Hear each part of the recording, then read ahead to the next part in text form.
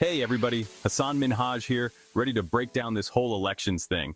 We're talking presidential elections every 4 years, folks. It's like clockwork, only instead of gears and springs, it's campaign promises and attack ads. Every 4 years, Americans choose their commander-in-chief, and let me tell you, it's a wild ride. America loves a good two-party system. We got the Democrats repping the donkey and the Republicans waving the elephant flag. The point is, America's all about that voting life. It's messy, it's loud, it's democracy in action. Now, let's hop across the pond to Europe, where things get a little more complicated. Imagine a buffet, but instead of food, it's political systems. You got your parliamentary republics, your constitutional monarchies, even a few leftover principalities. It's enough to make your head spin faster than a Brexit debate. In many European countries, it's all about the parliament. Think of it like a big fancy debate club, where the party with the most seats gets to call the shots. The Prime Minister, the head honcho over there, is usually the leader of the winning party. Elections in Europe? They're like a fine wine. They happen regularly, but the aging process varies. Some countries hold elections every 4 years, others every 5. And then there's the UK, where they seem to have an election every time someone sneezes wrong. But here's the kicker. Many European countries have proportional representation. This means that parties get seats in parliament based on the percentage of votes they get. It's like sharing a pizza based on how much you paid for it. More fair, right? Now let's switch gears and head over to the Middle East, where some countries still rock the monarchy system. We're talking kings, emirs, sultans. These guys inherited their power like some people inherit their grandma's antique china. In these monarchies, the big kahuna, the head honcho, isn't elected. They're born into the role. Think of it like a really exclusive club where the only way to get in is to be born into the right family. Talk about a tough door policy, right? Now, some Arab monarchies have parliaments and hold elections, but the king or emir still holds most of the cards. It's like having a student council, but the principal gets the final say on everything. So, while folks in America and Europe are busy casting their votes, citizens in some Arab monarchies are navigating a different kind of political landscape.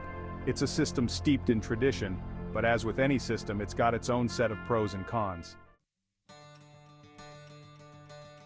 Okay, let's talk about daily life in these different regions, starting with the good old USA. Imagine a giant melting pot, simmering with different cultures, languages, and dreams. From bustling cities to sprawling suburbs, life in America is a mixed bag of opportunity, hustle, and a whole lot of freedom. Americans are all about that individualistic spirit.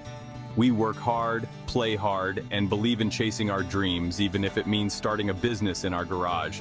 And let's not forget about the American dream, that idea that anyone, regardless of their background, can achieve success through hard work and determination. But let's keep it real, folks. America's got its fair share of problems. We're talking income inequality, racial tensions, and a healthcare system that could bankrupt you faster than you can say pre-existing condition. Still, despite the challenges, Americans are known for their optimism, their can-do attitude, and their love of all things big. Big cars, big houses, and big dreams. Section 5. European Escapades. From tapas to techno, exploring life in the EU. Now, let's jet set over to Europe, where life is a little more laid back. Think cobblestone streets, sidewalk cafes, and a pace of life that's a little less go, go, go, and a little more sit back and enjoy your espresso. Europeans have mastered the art of work-life balance. They get their vacations, they enjoy their long lunches, and they prioritize family and friends. It's a different kind of hustle, one that values quality of life as much as economic success. And let's not forget about the food, folks. From French pastries to Italian pasta to Spanish tapas, Europe is a foodie's paradise. And with universal healthcare and strong social safety nets, Europeans have a certain level of security that many Americans can only dream of. But hey, it's not all sunshine and croissants. Europe has its own set of challenges, from economic disparities between countries to the ongoing debate about immigration. But one thing's for sure, life in Europe is never boring. Section 6. Under the Arab Sun tradition, modernity, and life in the Middle East.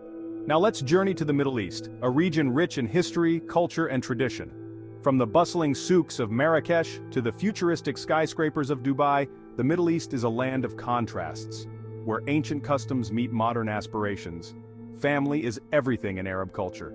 It's the bedrock of society, the source of support, and the center of social life. Respect for elders is paramount, and hospitality is a way of life. Religion also plays a significant role in daily life, particularly Islam. From the call to prayer echoing through the streets to the observance of religious holidays, faith is woven into the fabric of society. Now, life in the Middle East isn't without its challenges. Political instability, economic disparities, and social restrictions are realities for many. But amidst these challenges, there's a vibrant energy, a deep sense of community, and a rich cultural heritage that continues to thrive. Section 7. Systems and Citizens. How governance shapes daily life. We've looked at different political systems and daily life in America, Europe, and the Middle East. Now, let's connect the dots. How do these systems impact the lives of everyday citizens? In democracies, citizens choose their leaders and hold them accountable. It's about having a voice and shaping policies. In monarchies, citizens have less direct control. Decisions are made by the ruling family. This translates to a different experience of citizenship. Section 8. East meets West. Monarchy meets democracy. A clash of ideologies. So, we've got democracies on one side, monarchies on the other. Is it a clash of civilizations? A battle for the soul of humanity? Well, not exactly. It's more complicated than that. You see, even within democracies, there are vast differences in how things are run. The U.S., with its two-party system and focus on individual liberties, is a different beast from, say, the Scandinavian countries with their strong social safety nets and emphasis on consensus building. And within the Arab world, there's a spectrum of monarchies. Some, like Saudi Arabia, maintain strict control, while others, like Morocco and Jordan, have introduced reforms and allowed for more citizen participation. The point is, it's not a simple case of democracy good, monarchy bad. Each system has its own strengths and weaknesses, its own challenges and opportunities. It's about finding the right balance for each society, the system that best serves the needs and aspirations of its people. Section 9. A world of difference. A world in common shared experiences across borders. Now, despite all these differences in governance and culture, there are some universal truths that connect us all. Whether you're living it up in New York City, sipping espresso in Rome, or breaking bread with family in Cairo, there are some shared experiences that transcend borders and cultures. We all want the same basic things: a safe and healthy environment for ourselves and our families, access to education and opportunity, and a chance to live a fulfilling life. We all experience the joys of love, family, and friendship, and we all grapple with the challenges of loss, heartbreak, and disappointment. So, yeah, we might have different ways of governing ourselves, different cultural norms, different ways of life. But at our core, we're all just trying to figure things out, to make the best of this crazy thing called life. And that, my friends, is something we can all relate to. Section 10. The future of governance. Evolution, revolution, or status quo. So, what does the future hold for governance? Will democracy reign supreme? Will monarchies crumble? Or are we headed for some kind of hybrid system, a mashup of the best of both worlds? Honestly, folks, your guess is as good as mine. The world's changing faster than ever, and predicting the future is a fool's errand. But one thing's for sure. The conversation about governance, about how we organize ourselves and make decisions as a society, is more important than ever. As technology advances, as globalization intensifies, and as new challenges emerge, We need to be open to new ideas, to adapting and evolving our systems to meet the needs of the 21st century and beyond. So, let's keep talking, keep debating, keep pushing for a better future. Because ultimately, the fate of governance rests not in the hands of kings or presidents, but in the hands of the people.